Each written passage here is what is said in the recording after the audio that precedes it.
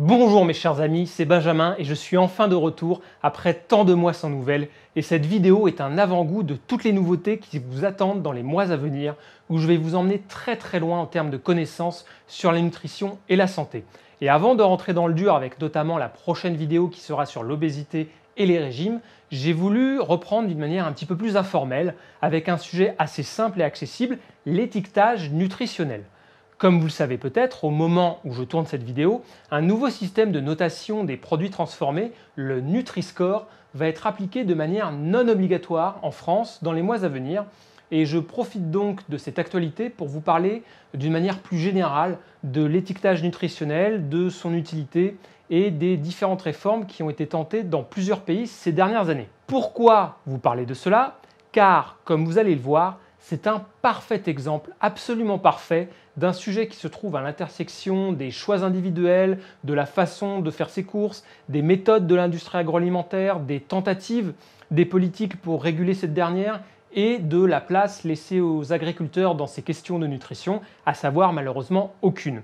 Et je ne vais pas vous surprendre en vous donnant déjà une partie de la conclusion de cette vidéo, à savoir que ces solutions d'étiquetage sont des trompe-l'œil absolument pas à la hauteur de la gravité des enjeux de santé publique. Mais bien entendu, je ne suis pas ici pour vous donner une opinion en l'air, comme beaucoup d'ailleurs le font sur le web par ailleurs, mais pour vous faire une démonstration que j'espère argumenter, à la fin de laquelle, j'en suis certain, vous arriverez aux mêmes conclusions que moi. Ce sera aussi une très bonne illustration du ton que je veux donner dans toutes les vidéos à venir, que j'appellerai la rigueur sans langue de bois. Rigueur dans le sens où, comme je le fais depuis longtemps, tout en cherchant à m'améliorer à chaque fois bien sûr, chacune de mes informations doit être sourcée en se basant sur des références scientifiques solides, ce qui déjà, et c'est triste à dire, me différencie de tous ces sites, pages Facebook ou même chaînes YouTube, avec des gens qui mettent sur le même plan leurs opinions, leurs ressentis, qu'ils vous jettent à la figure sans la moindre intelligence et le moindre recul, avec des faits scientifiques. Et d'ailleurs, parenthèse, je compte m'attaquer dans les temps à venir à toutes les théories fumeuses que ce genre de site propage. Et pour en revenir à mon slogan, une rigueur sans langue de bois dans le sens où, sur certains sujets, pas tous mais un certain nombre, comme celui d'aujourd'hui d'ailleurs, une fois que l'on a analysé de manière objective les données, la situation, il y a parfois des décisions à prendre en termes politiques, économiques ou même de comportement individuel.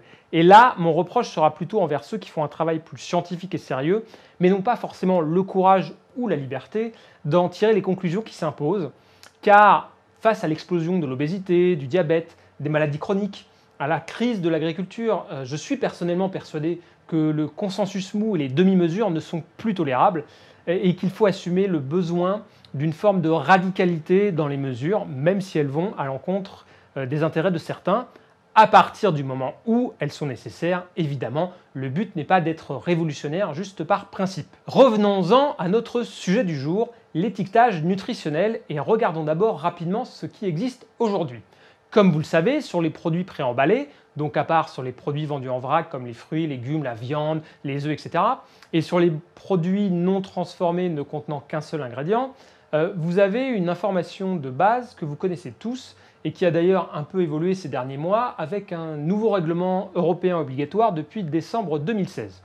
Vous avez premièrement la déclaration nutritionnelle avec la quantité de calories pour 100 grammes, la teneur en protéines, lipides, glucides, sucres, fibres, graisses saturées, sel et les vitamines en quantité notable. Vous avez ensuite bien sûr la liste des ingrédients par ordre décroissant, la liste des allergènes, etc. Depuis une quinzaine d'années, partant du constat que d'une part, l'obésité et le surpoids posent de vrais problèmes de santé publique et que d'autre part, ces informations de base sur les étiquettes ne permettent pas à la plupart des consommateurs de faire des choix réfléchis pour leur santé, sachant que la plupart ne les regardent même pas de toute façon, plusieurs gouvernements ou agences gouvernementales ont commencé à se pencher sur la question d'un système simple et visible qui permettrait aux gens de mieux acheter pour leur santé. Je vais parler dans quelques instants du cas de la France, qui est le plus récent, mais intéressons-nous d'abord au Royaume-Uni, qui est le premier pays européen à avoir voulu mettre en place un tel système à grande échelle, ce qui est normal pour l'un des pays occidentaux les plus touchés malheureusement par l'obésité avec un taux d'environ 20%. En 2006, la Food Standard Agency, l'agence publique indépendante chargée du sujet, propose un nouveau système d'étiquetage après avoir conduit des enquêtes auprès des consommateurs basé sur un principe de feu tricolore, les traffic lights. Plus précisément, il s'agissait d'un camembert représentant plusieurs critères, le nombre de calories, la teneur en graisse totale et saturée, en sel et en sucre, avec 3 couleurs, vert, orange et rouge. Camembert qui avait vocation à être mis sur le devant des paquets pour une information claire et visible. Évidemment, les industriels et les distributeurs sont immédiatement montés sur leurs grands chevaux en sortant des arguments bidons dont voici un petit florilège. Le rouge fait fuir les clients et veut dire stop. Alors c'est un argument un peu absurde car la couleur rouge est utilisée abondamment par ces mêmes industriels sur de nombreux packaging. Ce n'est donc en rien une couleur qui ferait fuir automatiquement, sinon ils ne l'utiliseraient pas. Une alimentation uniquement à base de produits avec des pastilles vertes serait déséquilibrée. Alors je vous laisse réfléchir à la nullité de cet argument qui sous-entend surtout que les gens ne se nourriraient que à 100% de produits transformés et emballés. Des aliments sains peu transformés comme le lait, le pain complet ou l'huile d'olive auraient des pastilles rouges. Alors c'est un argument cette fois-ci un petit peu hors sujet étant donné que ce système n'avait pas vocation à s'appliquer à ce type de produit mais uniquement aux produits transformés avec plusieurs ingrédients. Les produits plus basiques n'étant pas non plus la principale préoccupation des industriels qui font l'essentiel de leur chiffre d'affaires sur des produits plus transformés. Ce système est discriminant en catégorisant les produits comme bons ou mauvais. Bouh, les pauvres petits industriels victimes de discrimination, bientôt ils vont nous appeler SOS Racisme. Encore une fois, si on parlait d'aliments bruts, peu transformés, je serais le premier à dire qu'il ne faut pas voir l'alimentation d'une façon binaire et uniquement nutritionnelle, car il y a aussi des dimensions culturelles et hédoniques à prendre en compte. Mais on parle ici de produits ultra transformés qui n'ont pour beaucoup rien à faire de toute façon dans l'alimentation humaine selon moi. C'est donc peu dire que les industriels se foutent vraiment de la gueule du monde avec cet argument. Ce système ne fait pas manger les gens plus sainement. Alors, ils sont gentils de se soucier de notre santé, mais si c'était vraiment le cas et qu'il n'y avait aucun impact, ils ne lutteraient pas autant contre cet étiquetage. Et donc, même si selon moi l'impact positif sur la qualité des produits achetés reste dérisoire par rapport aux enjeux, cela est encore trop pour les industriels, c'est vous dire leur niveau de cynisme et de mauvaise foi. À l'époque, la FSA n'avait aucun pouvoir de contrainte pour rendre ce système obligatoire dans le pays et il ne s'appliquera que sur le principe du volontariat avec d'un côté des géants comme Tesco, le premier distributeur anglais, ou Kellogg's, le géant des céréales, qui le refuseront, et de l'autre quelques rares distributeurs comme Sainsbury's ou Coop qui feront l'effort de le tester. Ces derniers remarqueront d'ailleurs qu'il n'y aura pas de baisse du chiffre d'affaires mais simplement un transfert des achats vers des produits mieux notés. Malgré cela, aucune loi ne sera votée pour le rendre obligatoire grâce à la pression des industriels et de leur chantage à l'emploi. Quelques années plus tard, en 2010, le nouveau gouvernement élu de David Cameron ne trouvera rien de mieux à faire que de carrément supprimer l'indépendance de la FSA en plaçant l'agence sous l'autorité du ministère de la Santé. Et c'est dans ce contexte, avec ce nouveau chaperonnage politique, que la FSA, les industriels et la grande distribution vont discuter pour parvenir en 2013 à un accord pour une nouvelle version de ce système de notation. Et si les industriels vont l'accepter, ce coup-ci, c'est parce qu'ils auront réussi à le vider de toute sa substance. D'un point de vue visuel, on se retrouve non plus avec un camembert, mais avec un tableau inspiré des repères nutritionnels journaliers. Un système bidon et sans intérêt développé par des industriels comme Kellogg's et que vous avez sûrement déjà vu sur des paquets de céréales. Le principe des 3 couleurs est gardé, mais comme vous le voyez, la majeure partie de l'espace est laissée blanc pour réduire l'impact au maximum. Côté critères de notation, c'est là aussi une grosse reculade avec une hausse des limites sur le sucre, car pour être en rouge, il fallait plus de 12,5 g de sucre pour 100 g de produit dans la version de 2006 et on passe à 22,5 g en 2013. La bonne blague. Et donc pour finir sur le cas du Royaume-Uni, aujourd'hui ce système d'étiquetage n'est présent que sur environ 30% des produits et même si c'est difficile à mesurer, aucun signe ne montre un effet notable sur le surpoids et l'obésité. Si je vous ai raconté cette histoire, avant de passer au cas de la France, c'est pour vous montrer qu'il suffisait de l'analyser pour savoir qu'il se passerait exactement la même chose en France. Il n'y avait aucun doute là-dessus et c'est l'une des raisons pour lesquelles je suis vraiment en colère de la perte de temps et d'argent que le développement de ce système a représenté selon moi, car il suffisait de regarder ce qu'il se passait non pas à l'autre bout du monde, mais chez nos voisins directs. Comme je ne doute pas que les principaux promoteurs et décideurs de ce système d'étiquetage en France connaissaient le cas anglais, je ne vois personnellement que 3 possibilités. Soit ils ont été d'une naïveté hallucinante en pensant que les industriels en France seraient des bisounours, soit victimes d'une certaine arrogance, ils se sont pensés, eux, supérieurs à leurs homologues anglais et que les industriels se plieraient comme par miracle à leur volonté, soit, troisième possibilité, on avait affaire à des cyniques qui ont pendu ça parce qu'il fallait bien faire croire que les politiques s'occupaient de la situation. Et vous savez comme moi comment ces derniers, quel que soit leur bord, adorent agiter du vide. Personnellement, je pense que c'est un petit peu des trois. Bref, regardons donc précisément l'histoire du développement de cet étiquetage version française. Mais pour en comprendre le contexte, il faut d'abord remonter à 2010 au niveau européen, à Bruxelles. En effet, à l'époque, une proposition de loi avait été déposée pour appliquer dans toute l'Union le système tricolore anglais. Un projet de loi qui sera l'occasion d'une bataille acharnée entre les associations de consommateurs et les lobbies industriels. Ces derniers dépenseront plus d'1 milliard d'euros pour bombarder les eurodéputés de centaines de mails par jour, pour organiser des colloques et des réunions, pour produire des rapports bidons, torpillant le principe de ces systèmes d'étiquetage, et bien sûr pour développer leur propre système alternatif. Grâce à l'intensité de ce lobbying, du jamais vu sur le sujet, le projet sera rejeté au Parlement européen, mais en plus, par la même occasion, les industriels réussiront à faire passer dans le nouveau règlement l'interdiction dans tous les pays de l'UE de rendre obligatoire à l'avenir tout système de notation du même type. Vous avez bien entendu, aujourd'hui, si un pays européen veut lancer un système de classification des produits pour aider les consommateurs, il lui est interdit d'obliger les industriels à l'appliquer. Même si, encore une fois, je ne suis pas partisan de ces systèmes pour d'autres raisons, principalement parce que pour moi c'est du sparadrap sur une jambe de bois, je ne pense pas que ce soit le genre de règlement qui donne une bonne image du fonctionnement de l'Union européenne. Et surtout, cela a été, encore une fois, l'illustration que les industriels lutteront toujours jusqu'à la mort contre toute réglementation qui viendrait menacer leur fonctionnement et leur profit. Il n'y aura donc jamais rien à attendre d'eux, et si un jour on veut vraiment faire la révolution des assiettes et inverser les courbes de l'obésité et du diabète, ça ne se fera pas avec eux malheureusement, mais contre eux et par la contrainte. Contrainte légale bien entendu, et ça il faut vraiment vous le mettre dans la tête. Il n'est pas question de gentils contre des méchants, puisque un industriel n'est pas par nature immoral, mais plutôt amoral. Ces questions ne les concernent juste pas, sauf si bien sûr elles viennent à l'encontre de leurs intérêts.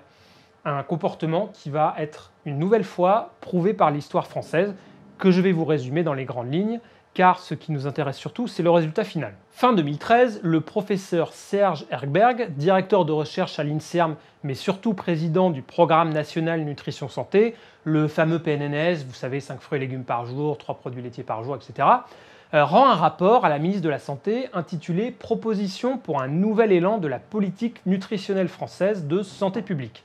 L'objectif était assez simple, donner des recommandations pour améliorer la qualité de l'alimentation de la population, avec comme finalité de réduire les maladies chroniques liées à la nutrition, de réduire les inégalités sociales dans le domaine de la santé et de diminuer les coûts sur le système de santé. Des objectifs parfaitement nobles, que l'on partage tous sans problème, mais la première remarque que l'on peut déjà faire, c'est que choisir le professeur Erkberg pour rédiger ce rapport et défendre ce projet n'était peut-être pas la meilleure idée selon moi. Alors attention, je ne fais aucune attaque personnelle, je ne le connais pas, mais à partir du moment où il est le responsable du PNNS depuis plus de 15 ans, que ces objectifs de lutte contre l'obésité, la mauvaise alimentation font partie du cahier des charges depuis le début de ce programme, et qu'en termes de résultats, c'est tout de même objectivement un échec assez flagrant par rapport aux près de 300 millions d'euros dépensés sur la même période.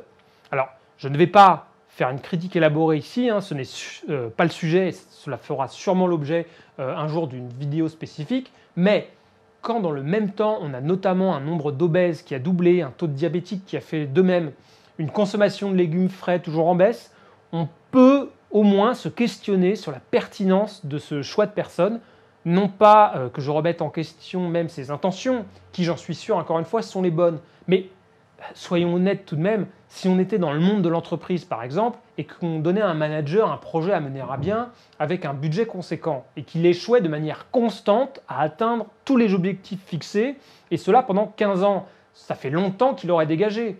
Mais bon, apparemment, on est en France, hein, si on était jugé non pas à son réseau et à sa capacité de s'accrocher à son poste, mais à sa compétence et à son indépendance d'esprit, ça se saurait. Bref, revenons-en à ce rapport.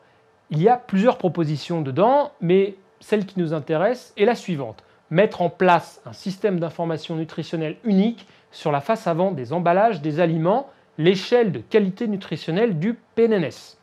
L'idée est donc la même qu'au Royaume-Uni, traduire les données du tableau nutritionnel au dos des paquets en un logo simple et compréhensible sur le devant des produits.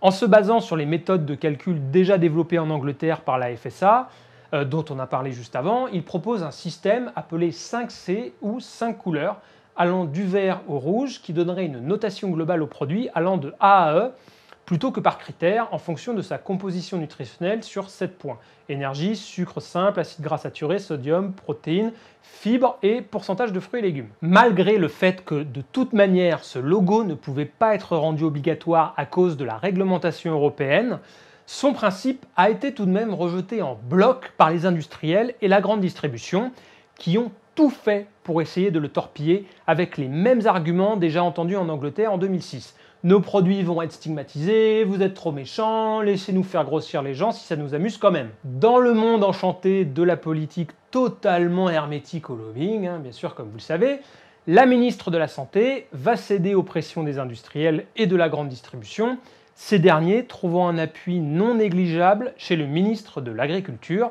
l'agroalimentaire ayant historiquement un poids énorme au sein de ce ministère. Qu'obtiennent les industriels ? Qu'au lieu de promouvoir directement ce système 5 couleurs, le ministère de la Santé accepte de faire réaliser une étude pour comparer plusieurs systèmes de logos différents, malgré le fait que les chercheurs de l'INSERM avaient déjà réalisé des travaux pour montrer l'efficacité de leur système, mais pas grave, la ministre préfère dépenser de l'argent public pour rien. Cette étude, qui a lieu en 2015, a un comité de pilotage dans lequel, premier problème, on retrouve des représentants de la grande distribution et des industriels qui vont donc être juges et parties. Par exemple, le coprésident de ce comité est aussi président du FFAS, le Fonds français pour l'alimentation et la santé, un organisme de lobbying des industriels financé à 100% par ceux-ci, malgré un joli nom qui fait très agence publique, avec par exemple Coca-Cola, Danone ou Kellogg's parmi les donateurs. Et c'est aussi la FFAS qui est chargée d'évaluer sur le terrain les différents systèmes et donc de comparer des logos développés par les industriels, ces financeurs, avec le logo 5C, rebaptisé à l'époque Nutri-Score, auquel ces derniers sont totalement opposés. Est-ce que vous voyez quand même le niveau de conflit d'intérêts hallucinant? On marche sur la tête. À côté de ce comité de pilotage, il y a aussi un comité scientifique chargé de vérifier la rigueur et le sérieux des évaluations. Sauf que, face à ce manque flagrant d'indépendance, 3 membres de ce comité vont démissionner en cours de route, dont le PDG de l'INSERM. Et sur les 10 restants, 6 ont des liens avec les industriels ou des distributeurs, des liens de conflit d'intérêts qui n'ont en plus pas toujours été signalés dès le début par ces personnes.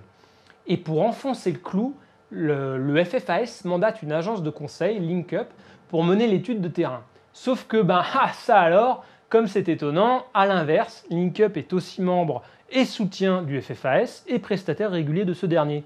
Je vous rappelle que cette étude va coûter environ 2 millions d'euros, payés en partie par des fonds publics, juste pour info. Pour avancer dans notre histoire, qui était quand même très mal barrée, au final, 4 systèmes vont être comparés sur le terrain dans une 60aine de supermarchés à l'automne 2016. Premièrement, le Nutri-Score, le nouveau nom du 5 couleurs, avec ce système de notation basé à la fois sur une lettre et une couleur. Comme c'est celui qui nous intéresse, je vais revenir en détail dessus juste après. Ensuite, le Traffic Lights anglais, qu'on a vu juste avant, rebaptisé Nutri-Couleur. Celui-là, c'était vraiment histoire de mettre un autre logo public juste pour justifier l'étude, parce que les 2 autres logos étudiés vont être le System Sense, pour score d'étiquetage nutritionnel simplifié, qui est la proposition de la grande distribution et qui, comme vous le voyez, ne sert vraiment pas à grand-chose. Et on peut noter 2 points intéressants. D'une part, l'absence de rouge remplacée par du violet pour ne surtout pas faire fuir les acheteurs. Et d'autre part, le langage utilisé avec, par exemple, pour le orange, régulièrement en petite quantité, c'est-à-dire qu'on dit aux gens en gros, vous pouvez manger tous les jours tel biscuit sucré par exemple, sachant très bien qu'une fois le grignotage commencé, les gens ont beaucoup de mal à se restreindre sur ce genre de produit.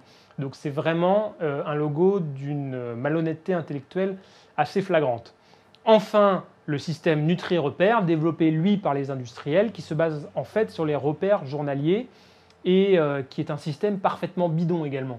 Déjà, au niveau des couleurs, on n'a plus que du bleu, au moins comme ça, il n'y a plus de discriminants.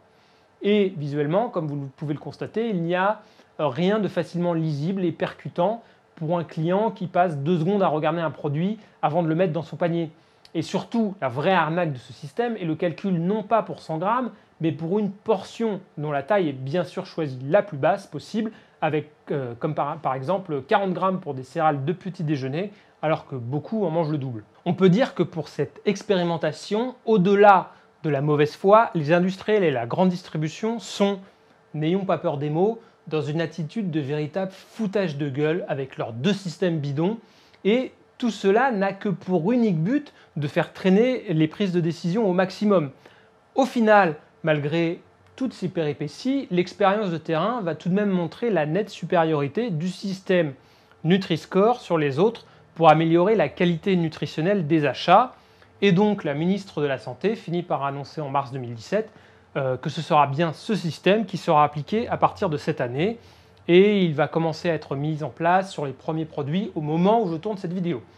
Mais je vous rappelle encore une fois que ce n'est que sur volontariat des marques puisqu'il n'est pas obligatoire et que certains distributeurs ont accepté le principe, mais des groupes comme Coca, Pepsi ou Nestlé ont déjà dit qu'ils ne l'appliqueraient pas et que pour vous traduire le fond de leur pensée, ils en avaient profondément rien à foutre. Et ils allaient quand même mettre leur système Nutri-Repère à la place, histoire de bien embrouiller le public.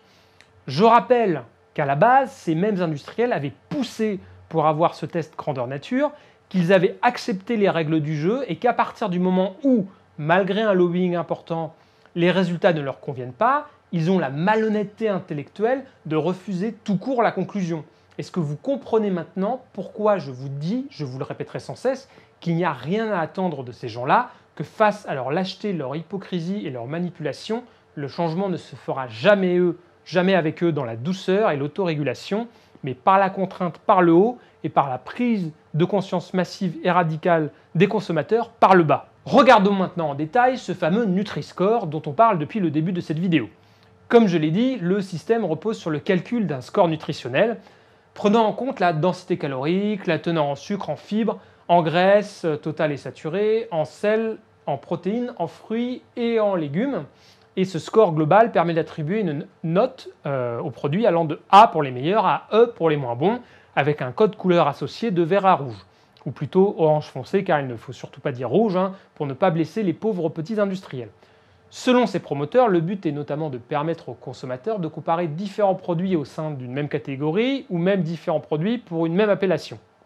Dernière précision, l'algorithme avait été un petit peu modifié pour ne pas classer en rouge les matières grasses ajoutées ou les fromages, qui sont des produits un peu à part, ce avec quoi je suis entièrement d'accord, mais on tombe aussi sur un manque de l'algorithme qui ne prend pas en compte la teneur en oméga 3 et en oméga 6, ce qui serait pourtant indispensable pour comparer correctement les huiles entre elles. Prenons quelques exemples pour que vous compreniez concrètement. Alors pour info, j'ai repris les scores sur le site Open Food Facts, qui est une base de données avec des milliers de produits si vous voulez regarder de vous-même.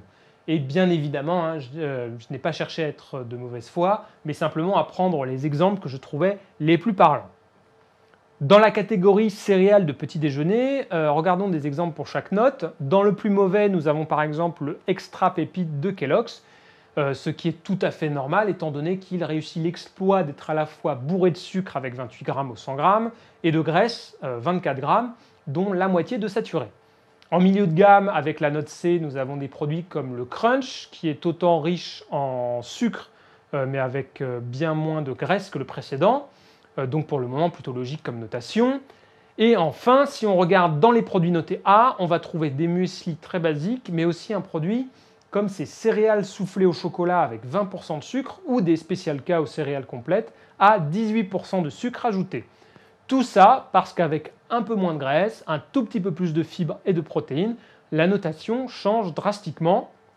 Et moi, ça me pose un problème parce que qui peut croire que ces produits peuvent être vus comme positifs pour la santé et à consommer sans problème tous les jours. J'ai pris l'exemple du rayon des céréales du petit déjeuner pour montrer aussi ma différence philosophique fondamentale avec un tel système, puisque je considère que de toute manière, à part les sachets de flocons bruts et quelques muesli sans sucre ajouté, c'est tout le rayon qui devrait être mis à la poubelle, donc le pinaillage sur tel produit qui serait un peu meilleur que tel autre, il est hors sujet. Peut-être que ce n'est que sur cette catégorie. Alors regardons-en une autre, les pâtes à tartiner. Il n'y a qu'un seul produit noté A pour le moment, cette pâte à tartiner gerblée. Mais pourquoi a-t-elle eu une aussi bonne note? Parce que ce n'est quasiment que des édulcorants et de l'eau, donc forcément qu'elle est pauvre en sucre ajouté et également en graisse.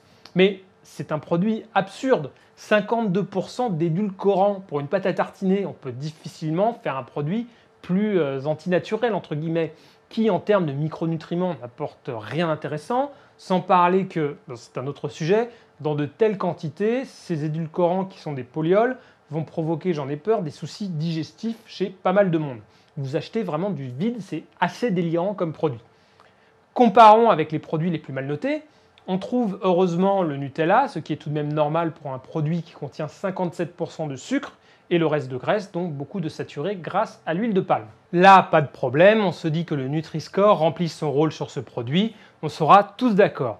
Sauf que si on regarde les autres pâtes à tartiner notées également E, on tombe sur cet autre produit qui a pourtant une composition bien différente, avec 40% de noisettes, donc 3 fois plus que dans le Nutella, ce qui est énorme pour un ingrédient noble, du vrai chocolat noir, du sucre et de l'huile de colza.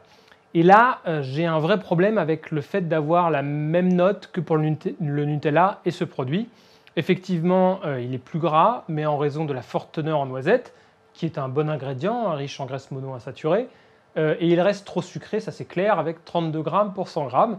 Mais vous voyez la limite de cet algorithme. Je ne dis pas que ce produit devrait avoir la note A, mais au moins C ou même D, juste pour montrer une différence de valeur, de niveau avec le Nutella. Attention, je ne dis pas du tout qu'une pâte à tartiner est un produit bon pour la santé à consommer tous les jours, mais c'est simplement pour vous montrer des exemples de problèmes pour un outil qui est censé permettre de comparer des produits au sein d'un même rayon et qui, je trouve, montre assez rapidement certaines limites, sachant que ces promoteurs n'ont bien sûr pas dit que le système était parfait de toute façon. Pour finir avec un dernier exemple concret, on peut regarder du côté des boissons et notamment des sodas, avec par exemple le Coca classique qui est noté E, logique vu la teneur en sucre, mais les versions édulcorées comme le Coca Light ou le Coca Zero sont notées B. Alors je veux bien que c'est toujours mieux d'éviter le gros apport en sucre des versions classiques, mais ce que les gens retiennent, c'est le logo vert sur les versions light, qui leur indique inconsciemment que c'est parfaitement acceptable de consommer ces sodas édulcorés, alors qu'il s'agit, selon moi, de boissons qui n'ont absolument rien à faire dans l'alimentation humaine, point barre. Alors vous allez me dire, tu te fais un peu l'avocat du diable à aller fouiller pour appuyer exactement là où ça fait mal. Ok, non, bien sûr, mais même en admettant que les notes sont bien appliquées sur la plupart des produits, il faut bien comprendre que le véritable problème de ce système est que cela reste avant tout un outil de comparaison relative, c'est-à-dire des produits transformés entre eux, et non pas de comparaison absolue, à savoir des produits transformés par rapport à leur réel intérêt nutritionnel au sein d'une alimentation qui doit être basée sur des aliments bruts, parce que, comme je le disais juste avant, sur l'exemple des céréales du petit déjeuner, c'est 95% des produits qui devraient avoir la pire des notes dans ce deuxième cas. Les promoteurs du Nutri-Score, dont je ne doute pas de la bonne foi, me répondront que, selon leurs travaux, quand on compare les achats avec ou sans logo, la qualité nutritionnelle du panier d'achat augmente avec le Nutri-Score en réduisant notamment un peu les teneurs en graisse saturée et en sel. Soyons clairs, je ne nie en aucun cas ces résultats et les travaux qui ont été menés. Et l'on peut considérer que tout pas dans la bonne direction, aussi petit soit-il, est bon à prendre. Mais, et c'est un gros mais, les scientifiques ont oublié de prendre en compte, selon moi, 3 dimensions fondamentales. Premièrement, le fait que ce score est basé sur des notes pour différents critères que j'ai déjà évoqués. Pour améliorer le score final, un industriel pourra donc jouer à passer juste en dessous de certains seuils, par exemple en passant de 20,1 g de sucre à 19,9 g, sans que cela en fasse un produit réellement meilleur pour la santé.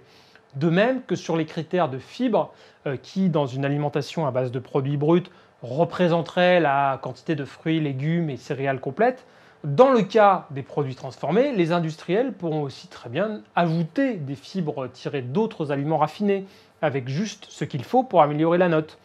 Vous voyez ce que je veux dire, c'est que les industriels vont rapidement apprendre à jouer avec l'algorithme pour améliorer un peu le score final des produits mal notés, sans forcément en faire des produits vraiment meilleurs pour la santé. En tout cas, c'est mon sentiment. Deuxième paramètre oublié, et pourtant très important, c'est le fait que les distributeurs et les industriels ont une connaissance des consommateurs 1000 fois supérieure à celle de n'importe quel organisme public, et c'est un combat perdu d'avance sur ce sujet. Pourquoi ? Pour ceux qui me découvrent peut-être avec cette vidéo, je rappelle rapidement que dans mon ancienne vie, qui commence déjà à dater, j'étais consultant en stratégie et en marketing et j'ai travaillé pas mal justement pour la grande distribution et un petit peu pour l'agroalimentaire sur ces questions d'optimisation des rayons, des concepts de magasins avec comme finalité de faire acheter plus aux gens finalement. Et ce qu'il faut savoir, c'est que ces entreprises dépensent énormément d'argent dans la connaissance client. Vous avez peut-être déjà entendu par exemple parler du data mining, du big data, etc. Vous avez plusieurs niveaux. Ce qu'on appelle des études qualitatives, études conso, études shopper, où on analyse les critères d'achat des consommateurs, comment quand ils se retrouvent face à un rayon, ils vont sélectionner leurs produits étape par étape. Par exemple sur les yaourts, alors je regarde d'abord yaourt nature et aux fruits, après dans les fruits je choisis entre sucré ou light, etc. Ensuite, la connaissance client vient bien sûr des ventes, de l'analyse des tickets de caisse, quels sont les produits les plus vendus, quelle est la performance des ventes par rapport au placement des produits sur les étagères, à leur part de linéaire, la place qu'on leur donne, etc. Et surtout, cette connaissance client vient aussi beaucoup des programmes de fidélité, c'est-à-dire que lorsque vous avez une carte de fidélité, par exemple chez Carrefour au Monoprix, on va pouvoir comparer vos informations personnelles, âge, sexe, adresse, avec vos achats, ce qui permet au final d'optimiser la communication qui vous est faite. Par exemple, on voit que chaque année, vous achetez des glaces au printemps, on va vous envoyer l'année suivante, au mois de mai, une réduction pour des Häagen-Dazs. Ça, c'est le truc le plus basique. Et également, ça permet de concevoir des nouveaux produits qui répondent exactement aux attentes des consommateurs.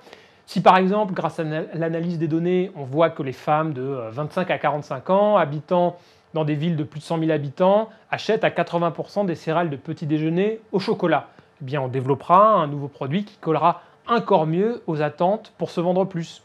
Et donc, face à ces milliards d'euros investis par les industriels dans cette connaissance client, qui en plus, grâce aux nouvelles technologies comme les smartphones, ne va cesser de s'améliorer, les politiques de santé publique ne jouent tout simplement pas dans la même catégorie. C'est comme si on vous demandait de battre au 100 mètres Usain Bolt, mais qu'on vous brisait les deux jambes juste avant. Et donc même si le Nutri-Score devenait un jour obligatoire, ce qui est toujours possible, même si j'en doute très fortement, car la réglementation européenne va être à nouveau en débat fin 2017, donc même dans ce cas, qui n'est pas le scénario préféré des industriels bien sûr, ils s'en sortiraient tout de même très bien en jouant sur tous les autres paramètres de marketing, de pub, de communication, pour en réduire l'impact au minimum. Par exemple, si un produit était noté E en rouge et que l'industriel refusait de modifier sa composition pour en améliorer le score, rien ne l'empêche par contre de changer le packaging, de mettre plein de couleurs, notamment du rouge, pour rendre le logo Nutri-Score quasiment invisible et détourner le regard des acheteurs. Troisième paramètre à prendre en compte, et sûrement le plus important, ce sont les causes réelles de l'obésité. Je rappelle que l'un des objectifs principaux de ce type de logo est de lutter contre l'obésité et les maladies chroniques liées à l'alimentation. La question est donc, est-ce que ce genre de système permettrait d'atteindre cet objectif ? Comme c'est un système récent, on n'a pas vraiment de données réelles sur le sujet. Normal. Mais je prends le pari sans le moindre doute qu'il n'en aura aucun. Pourquoi ? Parce que qu'est-ce qui nous fait grossir depuis 30 ans ? Ce sera le sujet de ma prochaine vidéo où je vous expliquerai tout en détail, sûrement pendant 1 heure. Donc je vais juste vous donner le point le plus important à retenir. Ce qui fait grossir les populations du monde entier, malheureusement, maintenant depuis des années, ce n'est pas le fait d'avoir 10 grammes de plus ou de moins de glucides ou de lipides, ou même d'avoir des produits industriels avec 1 gramme de sucre de plus qu'un autre. Ce qui fait grossir, c'est le fait de manger trop. Rien de nouveau là-dedans, hein. On voit très bien que dans tous les pays où l'obésité a progressé de manière importante, on a une augmentation constante sur 30 ans du nombre de calories avalées en moyenne par les individus, avec bien sûr en parallèle la baisse de l'activité physique. Mais le vrai sujet, c'est de se demander pourquoi on mange trop. Parce que nous avons tous tout un tas de systèmes de régulation de l'appétit, de notre poids, des mécanismes qui sont contrôlés avant tout par le système nerveux central, c'est-à-dire le cerveau. Pour simplifier énormément, l'évolution a façonné ces mécanismes pendant des millions d'années pour nous permettre d'aller toujours chercher les meilleurs deals, le meilleur rapport entre calories apportées par un aliment et énergie dépensée pour l'obtenir. Ce que les anthropologues appellent la stratégie optimale de recherche de la nourriture. Ce qui fonctionnait très bien quand cette recherche de nourriture demandait un effort non négligeable la plupart du temps, quand on était chasseur-cueilleur ou même quand on était presque tous agriculteurs. En parallèle, des mécanismes de régulation autour du goût se sont aussi mis en place. Par exemple, notre appétence pour le sucré permettait d'identifier les aliments sources d'énergie intéressantes ou, à l'inverse, l'amertume permettait d'éviter des produits potentiellement toxiques pour nous.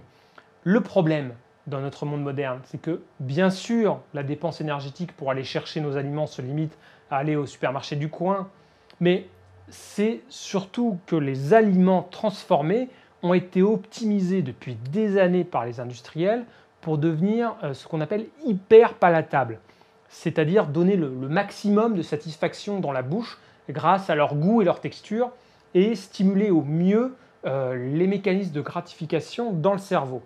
En gros, on a des aliments transformés qui sont très denses en calories et qui sont en plus à la fois riches en graisse et en sucre, ce qui n'existe absolument pas dans la nature, aliments que notre cerveau va donc identifier comme un super deal qu'il faut absolument en consommer au maximum pour en profiter.